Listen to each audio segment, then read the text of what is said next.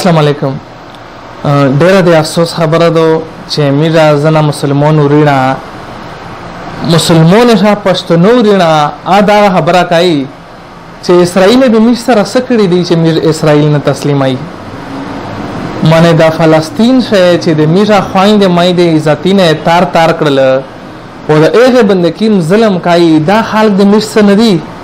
د بیت المقدس چې بان کو پاشه اوس په وتاړل دا بیت المقدس سره میرا سره اشتان شته دو ډېر افسوس مقام دا ډېر افسوس ته په دغه حال کې بنده چې دی وی چې مش سره به اسرائیل سره کړی دي چې میرا اسرائیل نه تسلیمای حالانکه رسول الله صلی الله علیه وسلم حدیث شریف مفهوم دا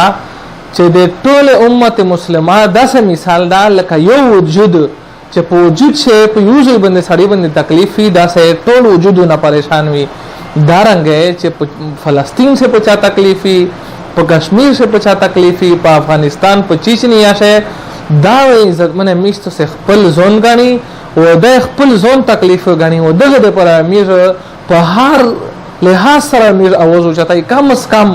په سوشل میډیا باندې دا مشته الله پاک توفیق وکړه دا په دا باندې اواز اوچتا وایي شي چې دا حال پورز د قیامت دا غوي هو کوي شي چې خدای پاک دغه حال کې هدیم راواسو چې می سره او خپل اواز دایر سره ملاو کو او خدای پاک ته په پاکستان باندې داسې نیک حکمران راوالي